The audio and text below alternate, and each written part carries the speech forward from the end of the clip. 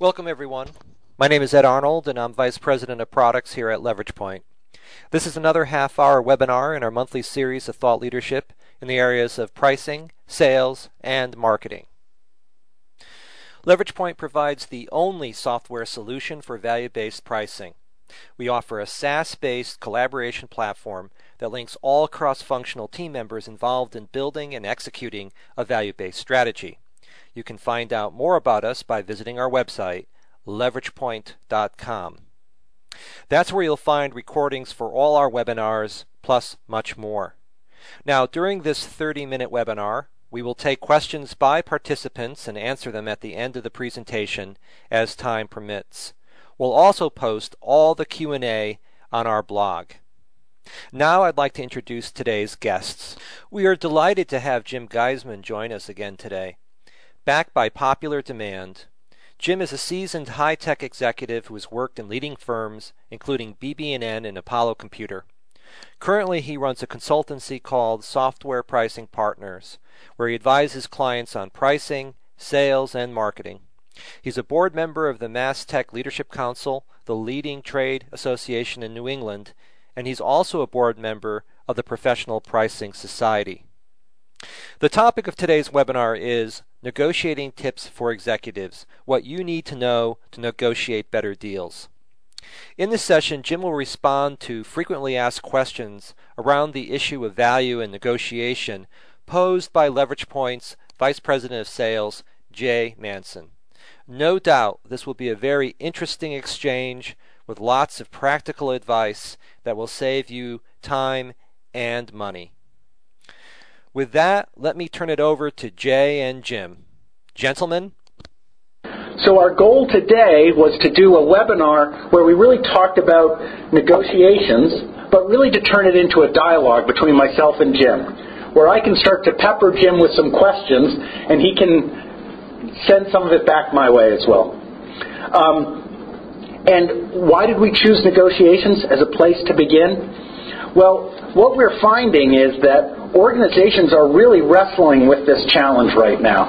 How do we improve our negotiations capabilities? And really this problem came out, and I will allow Jim to step in a minute, but this problem came out as I was talking to a vice president of sales for a major corporation. He said, I'm winning the deal on price, but I'm losing the deal on terms. Or I'm winning the deal on terms, but I'm losing the deal on price. And I need to figure out a way that I win the deal because now my sales teams are being paid based on gross margin. So Jim, does that sound like something you hear? Not very often. Negotiating around gross margin is often very difficult because often companies don't know what their gross margins are. But the idea of getting away from compensating on gross revenue is a good way of you should not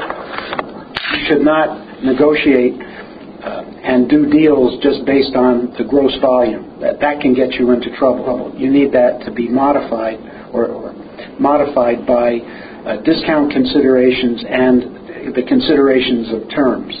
The fact that your friend Jay had, was compensating his sales force on gross margin is wonderful, but it's atypical, I think. Okay. Yeah. So clearly, you've worked with lots of different organizations. What does negotiating better mean for those organizations? Well, the whole issue is you really want to generate more revenue, and one way to generate more revenue is to do more deals, but often they are problematic. What you'd really like to do is make sure that salespeople are not spending unnecessary time, which messes up your sales capacity, and that the deals that get done are beneficial to both you, the company, and the person on the other side of the table. Too often deals are, more one-sided than they need to be. What we're hoping out of this webinar is that we're providing you tips and techniques that you can use to make negotiation more systematic. But But in order to do that, we'd like to get a little feedback from you on how you are preparing your organization for negotiations. So we set up these two polling questions. The first one was, how often do you train your sales teams on negotiations? When they're first hired? Every year? Refresher with each negotiation? Never. The next question we ask is, which of the following software tools do you use to support the sales negotiations? Spreadsheets, custom software, some other solution out there, or none? And the reason we were asking these questions is we really want to get an understanding. We've got a great population of almost 300 people on the line. We'd really like to get an understanding about what's happening in the marketplace.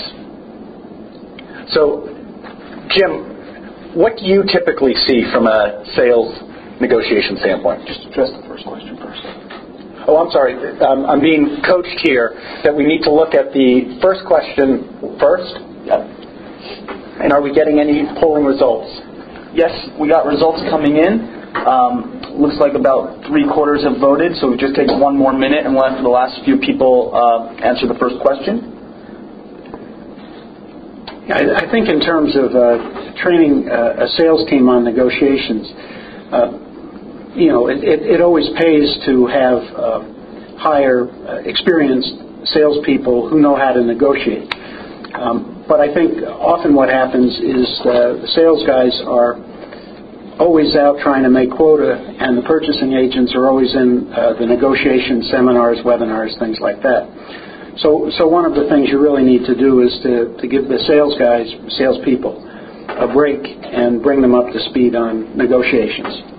So for the first poll, we have about the most response, 42%, never train on negotiations. Then roughly about 1/4 of the folks answered each of the other responses. 20% when they first are hired, 23% do a refresher with each negotiation, and 27% say every year. Well, if you never train people, either they're good to begin with or they're not. Let's go ahead and launch that second poll for you. So the second question is, which of the following software tools do you use to support sales negotiations? What I would say, what I find interesting is that I'm actually surprised at how many organizations have a refresher with each negotiation. As a salesperson, I'm not negotiating every day. I'm selling every day, but I'm not negotiating every day. And when a big negotiation comes in, and a few moments Jim will help us define what is a big negotiation, a lot of the time I kind of have to go back to my Negotiation 101 book to remember what I'm trying to do and what I'm trying to accomplish. And what I would say is that, the supporting tools that I have in place are really critical to remind me about how I should be doing it going forward.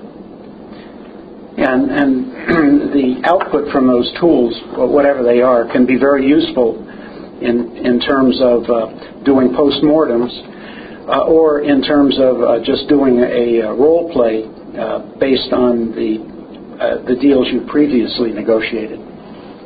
Well, it's interesting as we look at the output from this, it looks like almost 50% of the folks are using spreadsheets to manage this.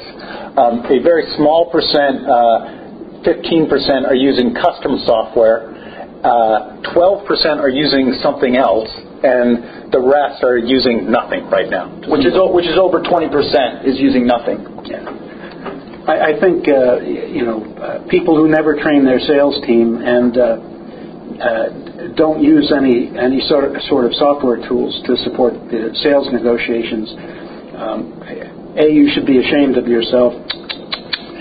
But actually, what that really means is you're probably not getting the most revenue you ought to get out of the products and services you sell. Yeah. And what I would also say is that for many of you who do not have a sales negotiation plan in place and don't have tools, probably there's a belief that your negotiation is fairly simple. Would you agree, Jim? Or no? I think deals are rarely as simple as here's a product. I want the product, says the customer, and then you haggle about price. Well, there's the old expression, we know what we are, we haggle about price. Actually, in many negotiations, the companies don't know what they are. They don't know what they have. They don't know what value they bring to the table.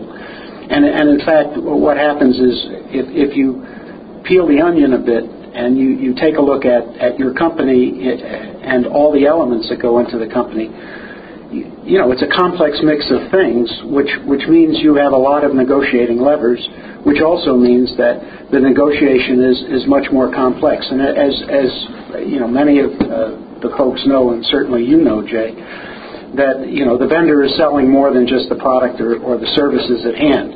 There's when those get delivered, by whom, who delivers them. What does the product roadmap look like? Is this a company that is reputable, stands by the promises it makes? And that's what the company is selling, but the customer is buying not only the application or the services, but they're really that's just a means to an end, whether that's improved financials, getting more customers, lowering costs, or becoming more competitive. So why do you think so many organizations think that they're selling a commodity? And I wouldn't say we see that all the time in software industry, but even in the software industry, there's a lot of discussion. It's an apples to apples discussion. There isn't much differentiation. Where do you think that comes from? Well, I think part of it, some of it obviously comes from inexperience or an unwillingness to peel away what it is that you actually have. But more often than not, what happens is people just haven't thought about how to decommoditize what they do. And there was an article by an industrial marketer a long time ago who had an article that said differentiate on anything, and that's really true. You can find something unique about your company, even if it's just the sales reps, the quality of the sales reps. There's always something to differentiate yourself on. It may be proximity to the customer, which means you can give better service. It may mean a ton of experience by the support people. Even if the product is a standard sort of product, there are so many things that wrap around that product or service that's being sold that all you have to do is really recognize them. But having said that, negotiations can get very complex when you realize how many dimensions there are, and the best way to deal with complex problems is to peel them apart. Yeah. So when I was talking originally with Jim about this whole issue, I said, can you tell me a little bit about how you deal with a complex problem like this? And with all of Jim's advice, it's always pretty, how do you take something complex and break it down into its simple elements or more basic elements? So it beats the response, it depends. Yeah, exactly. So what Jim kind of put together was a structure to have this discussion, and really thinking about it in three different elements. Right. Before you even walk in the door, you've got to be prepared well enough so that when you do walk in the door, you're carrying some baggage that you know about, and the customer will also take a look at you and know about some of that baggage as well. And what this really says is the minute you're inside and you're talking to a prospect, even if it's by phone, you're really negotiating your value, how you present yourself, the materials you use, the arguments that you're using. And that's even before you get to negotiating what it is that the customer is going to, you hope, purchase. And then finally, of course, the issue is you got to get down to brass tacks and negotiate the deal so you have a contract in place where both sides have to meet their obligations. So what I want to be sure is as we move into, what we're going to do is kind of delve into each one of these three areas in the next couple of minutes. And I want to be sure that everyone on the phone knows that you can send a question to us, and we will respond to that question as it goes forward, because really what we want is this to be as much of a dialogue as possible, because there's lots of different perspectives around how you should be thinking about negotiation. But the first area we thought it would make sense is, how do you get prepared for the negotiation? Well, as I mentioned, the preparation really starts before you even walk in the door, and a lot of that falls on the shoulders of the marketing folks. And what they really need to be clear on is, what are the main differentiators of the offering, not just the product, but the whole deal. And then, have a pretty good understanding of why you're in the room or why you want to even do business with this customer. Not all customers are equal, as everybody knows, and some are more important to a company than others. And I think you have to really be clear about your target. And then finally, when you are getting ready to negotiate, you better make sure that whatever it is that you're doing fits with your overall, company or especially market strategy. And once you've done that, then you really, then you're set to really move forward. And by moving forward, what that really means is making sure that you have people that are interested, and you have a pretty good understanding of who's going to win, how much they're going to win, maybe, and it's at this point where you really want to start thinking about putting together a negotiating team, if that's appropriate, and sometimes it is. But you really don't want to start negotiating too early, because if you start negotiating too early, number one, you really don't know what you're negotiating about, and number two, you may not have proven your worth and made it obvious to the customer that they really ought to take the next step with you. So, do we have some questions? Yeah, we've got a couple of questions coming in here. I've got one. It says, we have not lost a sale against a direct competitor that we have submitted a formal quote to. Does this mean we charge too little, even though we are far more expensive, twice that what our competitors are charging? I take a look at that. I mean, if you're not losing customers, there's something really suspicious. Now, it could be that you're the only game in town, in which case they may have no choice, but then again, they may not like you either. But that's a really good question, and I'm not sure I know the answer to that. But the first place I would look at is, the prices may be set too low, even if they are high. So the question really there is, do you really understand the value of your offer to those customers, right? Because clearly you are providing significant value for your customers so that they're not resisting or looking for alternatives there. Yeah, that's really a good point, Jay. And in fact, you may have justified the value so well that you can command that sort of a premium, in which case you can look at, well, maybe there are other ways to even raise that premium. Great. Good. So the other question that I had around here, around laying the foundation, is when you're talking about that, Jim, from your experience, what is the support that you're seeing the negotiation team need as you designate that lead negotiator? What do you see as the tools and support that those folks need? Well, I think you have to be prepared to support them, and that does come in lots of forms. But probably the most important thing is to make sure you're supporting the negotiation with the right team. And when you're putting together a negotiation team, you want to make sure that everybody knows what their role is. You may have somebody who's running the numbers, another person who's watching, the body language, another person who is preparing questions, and another person who is, listening very carefully to the answers.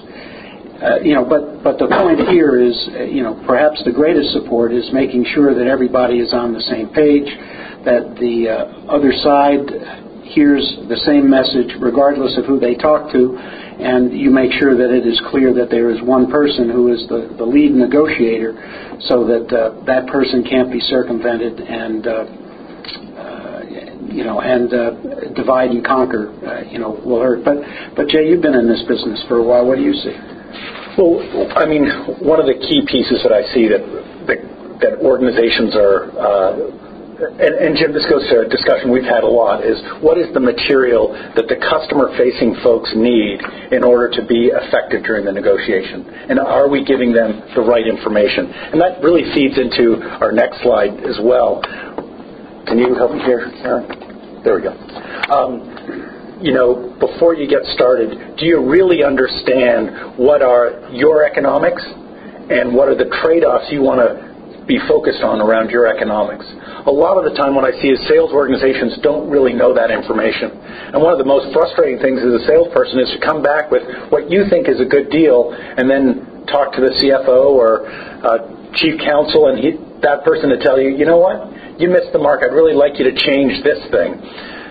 And if I'd known that before I was starting, I would have built that into the economics. But a lot of the time I see that falling short.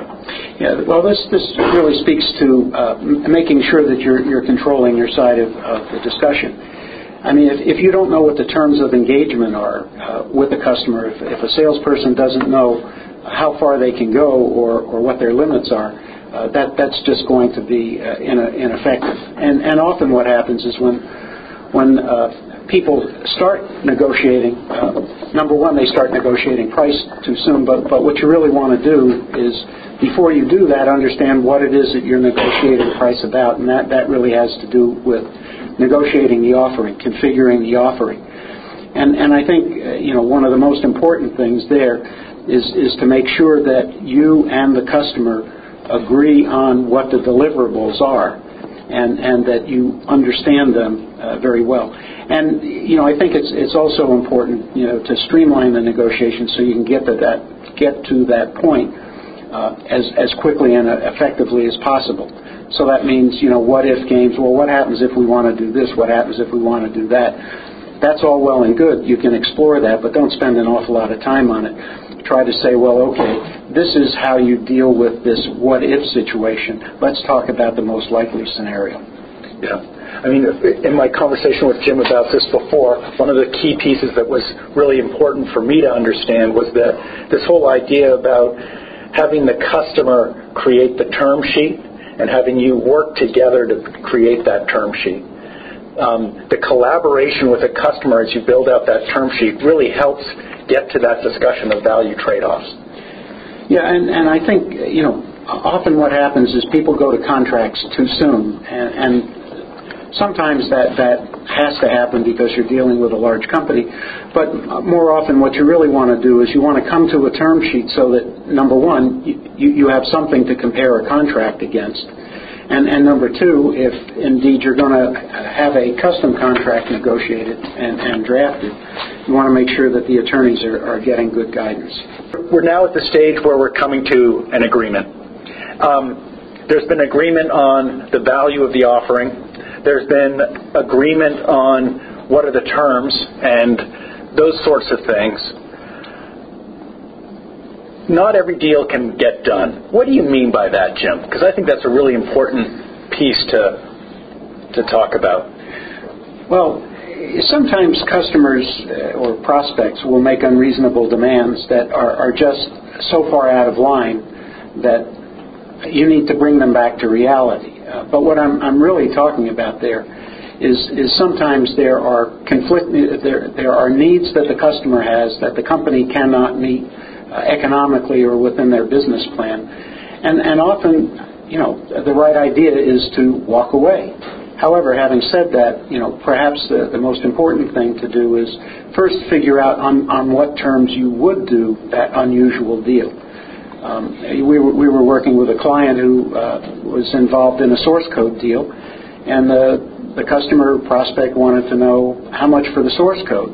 Well, we put together an outline of the terms that would be acceptable, and it was a huge price.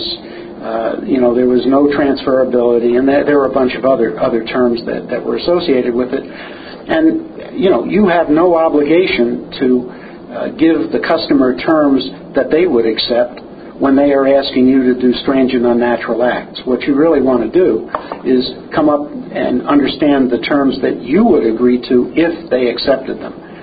And that idea of what would it take you to do the deal is very important.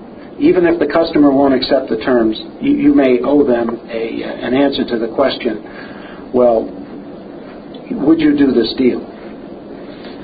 Thanks, Jim. The other piece that I think is so important here is you think the terms are all set.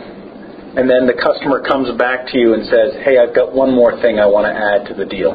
This is after the dust settles. And in my experience, that's always the most expensive part of every negotiation. It's the things that are thrown in at the last minute. Yeah, sometimes people save the best for last, but I think what happens is a last-minute request. Sometimes it happens that people honestly forgot something, and I think you can sort through that pretty quickly. But if it's a nibble and it's really on the margin, okay. But if it is more significant than that, then you owe it to yourself and the other party to say, look, you're basically reopening terms, and if you want me to reopen that, I'm happy, but I'll do that, but understand that we may reopen other terms. And this is give a little, get a little, basically. It's so hard as the seller to be able to go back and say, let's revisit terms, especially after you spend 3 months, 4 months trying to go through a negotiation. And the buyer knows that it's difficult. The procurement officer knows that it's difficult. Yeah, but you're in the room for a reason. They want something that you have, and they don't want the deal to collapse because they've invested a great deal of time in it, presumably. Yeah, which goes to a statement that you talk about all the time is, do you have the right mindset? What's the mindset you should have as you come in the room? Well, I think, there are two elements to that. Number one, know what are acceptable terms to you and what are so unacceptable that you will walk away. The other thing I think has to do with a lot of the things that you read about in Getting to Yes or Getting More, a couple of really outstanding negotiation books. It doesn't have to be confrontational. Yes, you may be in some respects sitting on opposite sides of the table or having diverging interests, but that doesn't mean you have to be mean and nasty, nor should you have to put up with mean and nasty behavior on the other side. Yeah.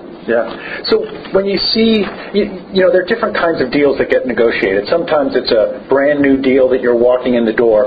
Sometimes it's a brand new deal that's going to have follow-on deals that come off of it.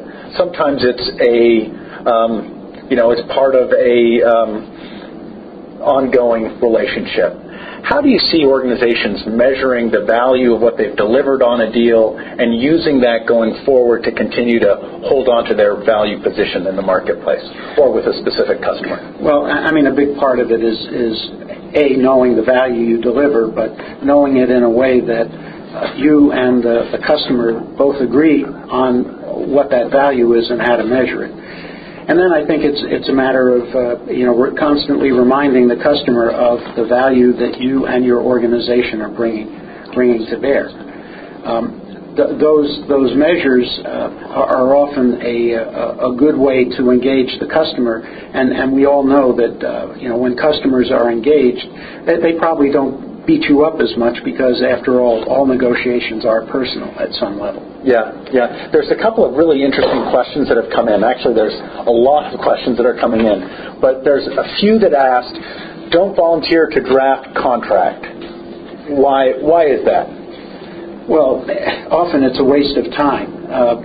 You do need a contract, so somebody's going to have to draft it. But if you are a smaller company and you're going up against a larger company, often, they have a standard contract that they will want to use. Now, you can negotiate some of those terms, but I think the point is, if you have a good starting point for a contract draft, that saves time and money. To go off and craft custom contracts, these days it doesn't make an awful lot of sense.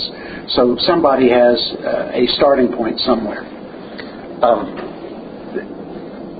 Can I give you some more questions? Because we are getting a lot of them.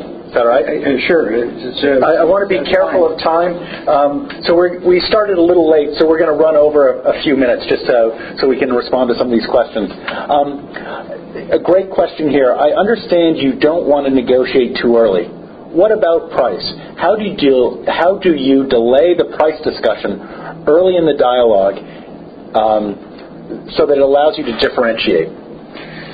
Well, I think there are 2 points in a sales process when price is really important.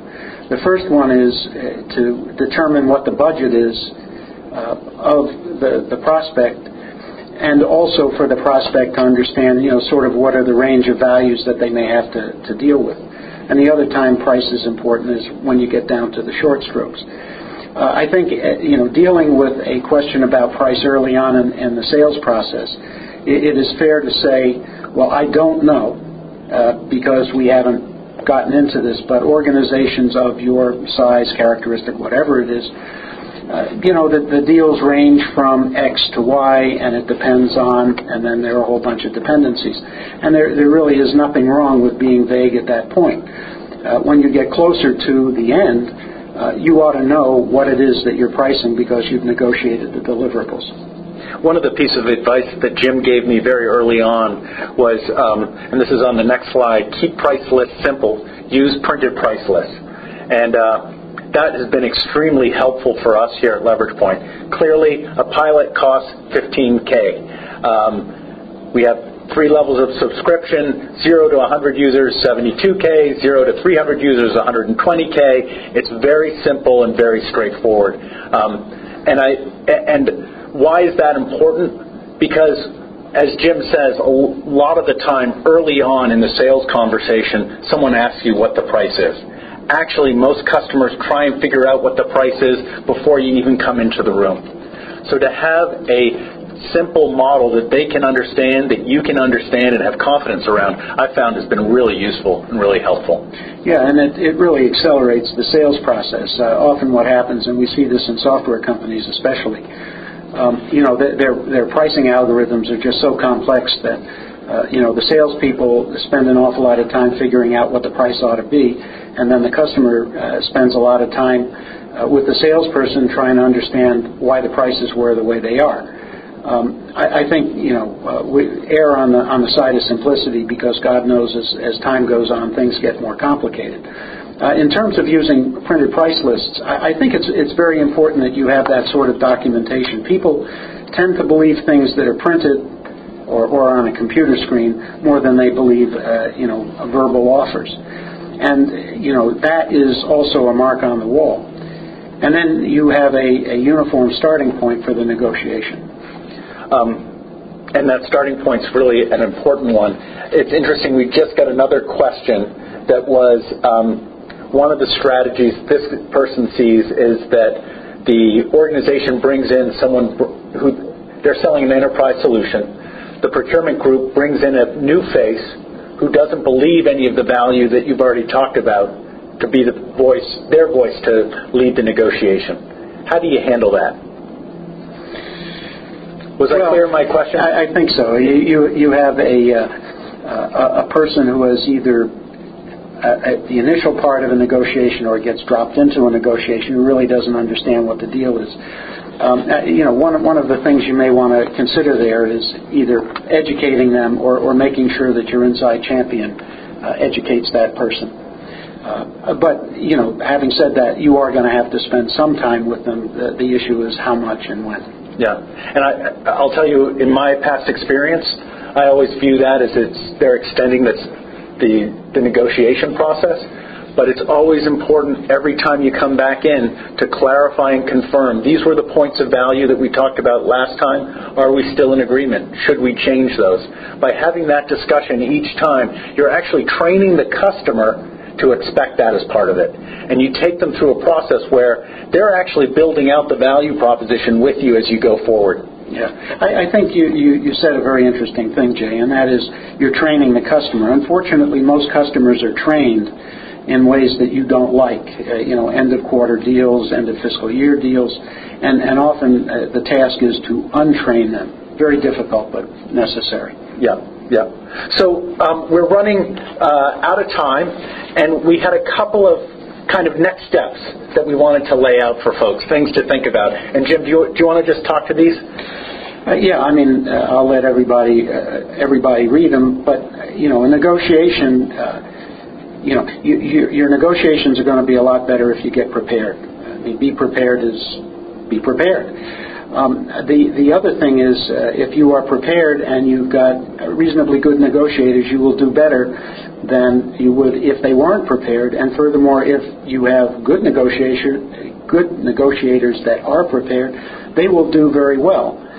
And I think one of the important things is to make sure that from the customer's perspective, they believe that they are getting their deal. And one way to do that is to make sure that you have customer-specific and quantifiable value propositions, sort of like the stuff Leverage Point does. Right, Jay? I'm sorry. In any event, the other thing is, when you're in a negotiation, often the negotiation revolves around quantity and discount points.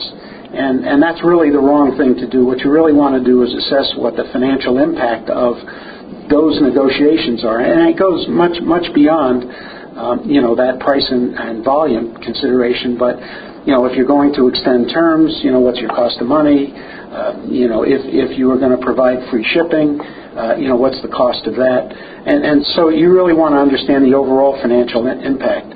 And I think, probably the most important thing is to make sure that your team is on its toes.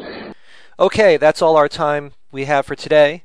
Once again, I'd like to thank Jim Geisman and Jay Manson for having an excellent discussion. You can find out more about Jim Geisman at his website, softwarepricing.com, and of course, you can find out more about Leverage Point at our website. Thanks again to everyone who took time to watch today. Until next time.